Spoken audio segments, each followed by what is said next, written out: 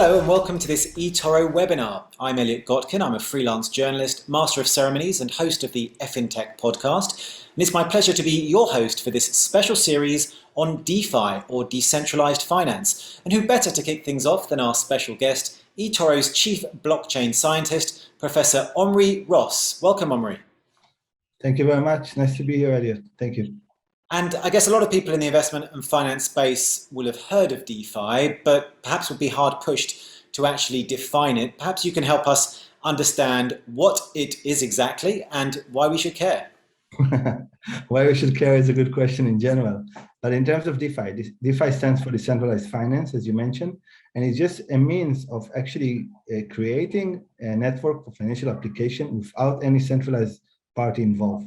So you can really build a system without having, say, a bank or a broker involved at all, which is very exciting.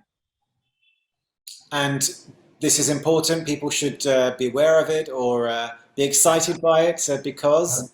I'm super excited about it, but I think it's because, we are not always feeling it, but there are a lot of financial intermediaries involved in any transaction.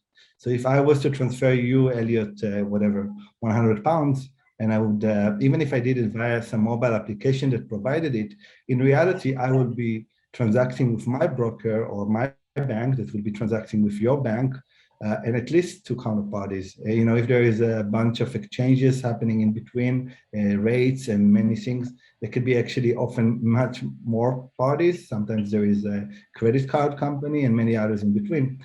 And so we always thought about that in order to provide that services of me, say, transferring you some amount of money, we need to have decentralized party. Suddenly smart contracts or, programmable actions actually providing us the service without anything and anyone involved in the middle. And I think this is really, really exciting. It really means that, the transaction and movement of money can move to new different dimensions. And some use cases are even different than the way that they used to work when a party was involved in the middle. So it's super exciting, I think it is.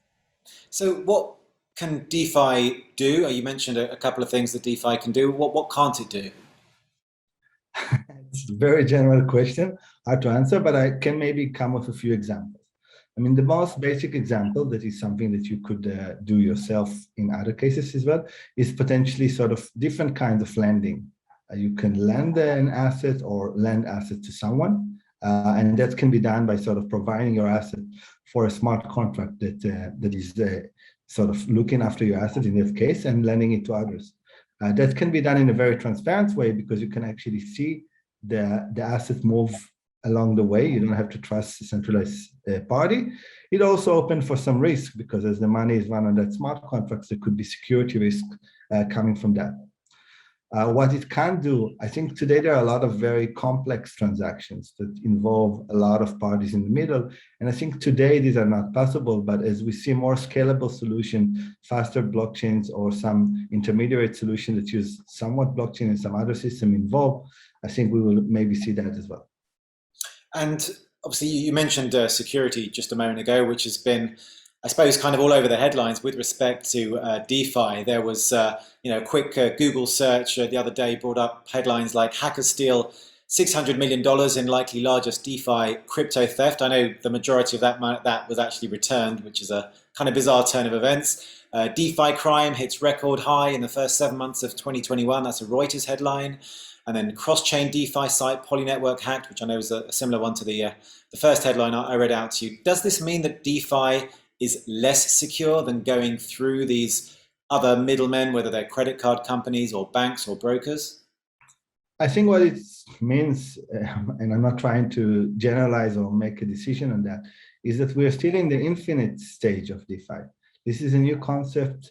The earliest version of automated market makers, for example, which are sort of a trading system which are having no centralized party involved, started around 2017. So we're in very early stages of that. So that gives ample opportunity, but also ample risk.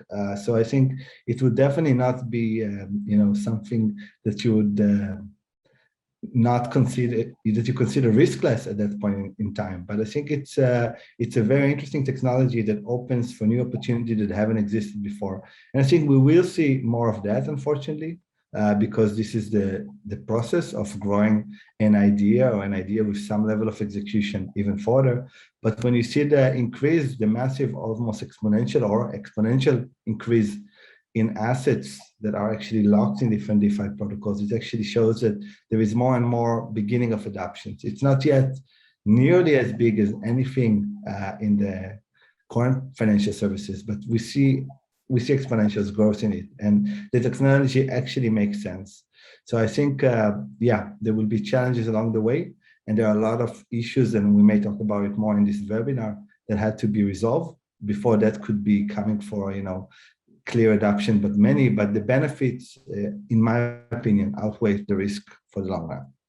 Well, I'm glad you mentioned, Omri, the traditional financial system. I'm just wondering if there are, inherent shortcomings in the traditional financial system. We talked a little bit about going through all these different middlemen to, transact or share assets or funds or whatnot. So I'm just wondering if there are any particular shortcomings in the traditional financial system that DeFi is seeking to address, or if this is kind of one of those solutions in search of a problem.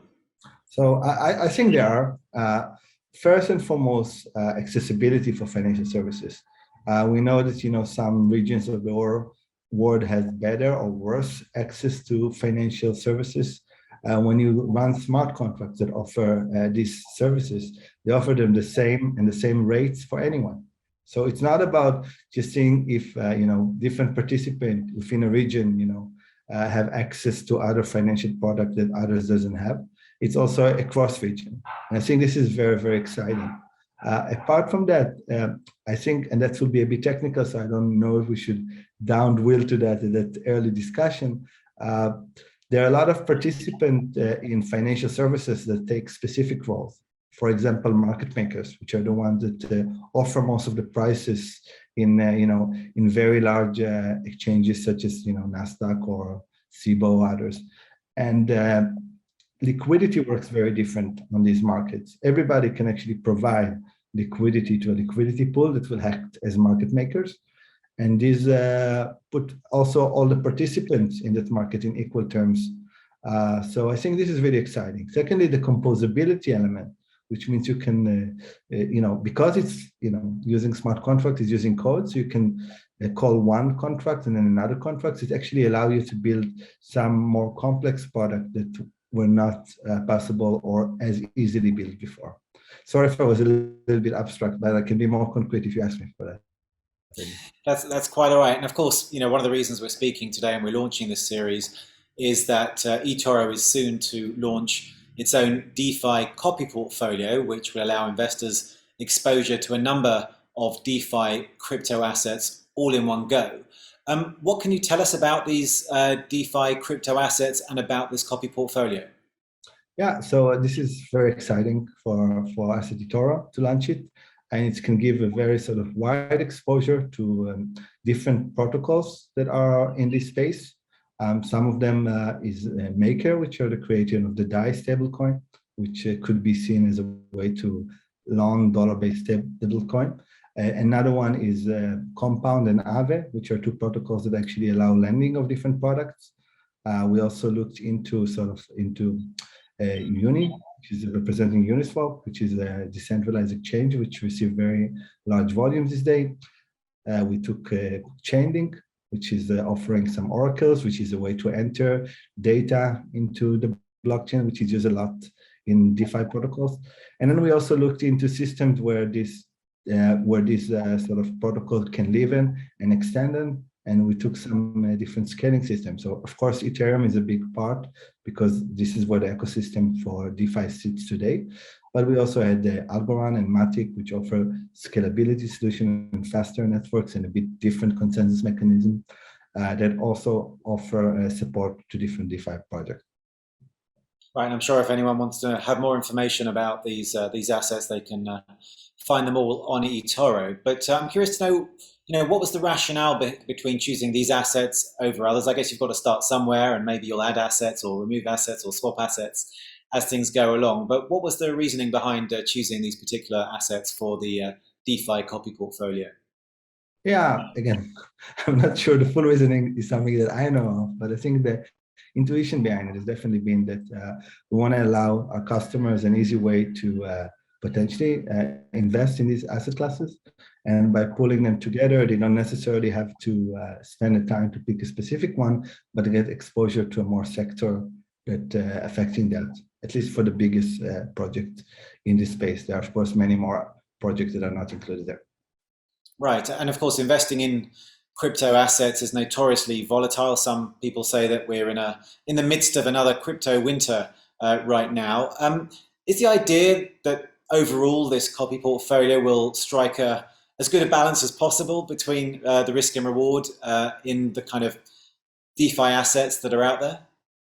I don't know how to answer this question precisely.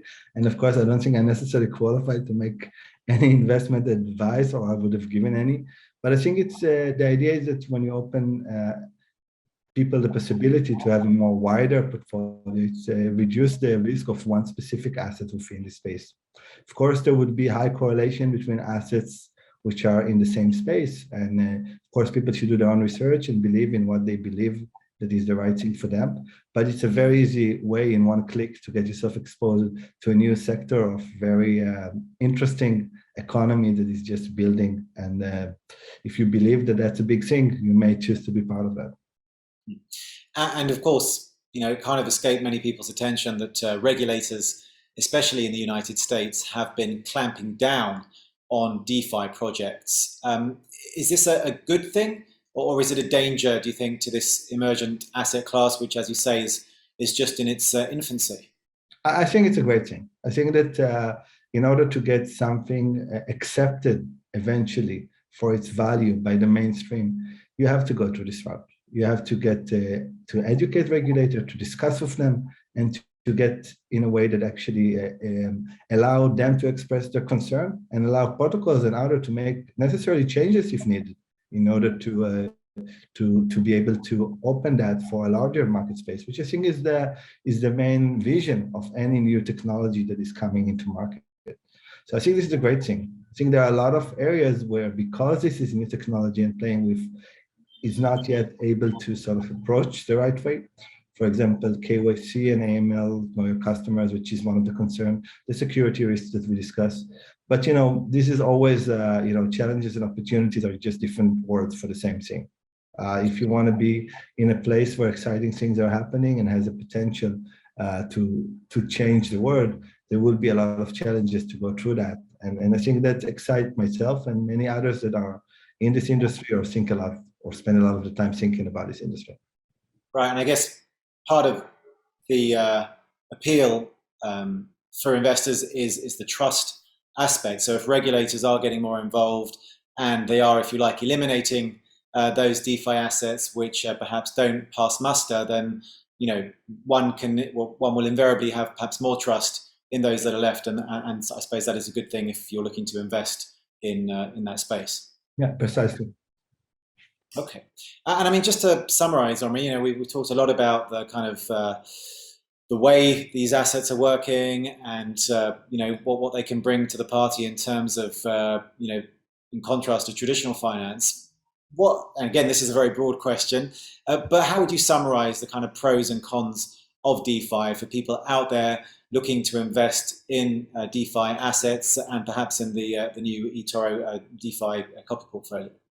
I think the biggest pros is that, and we can discuss it in more details, is that I think this technology may change the world of finance the way we know it. And this is really exciting for people that are interested in that.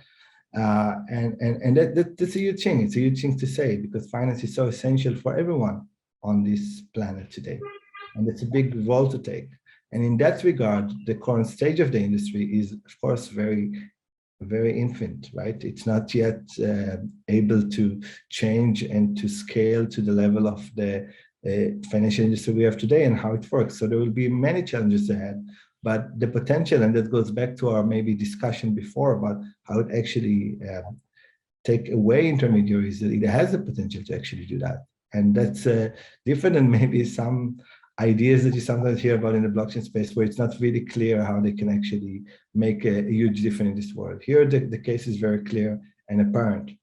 On the con side, which is is the fact that it's very early.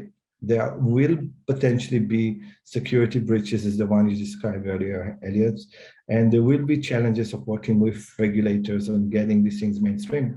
But these are good and important steps, not good in having security breaches, but I mean, that going through that sort of area to get to robust systems. And there are some protocols that exist for some years and haven't been broken yet.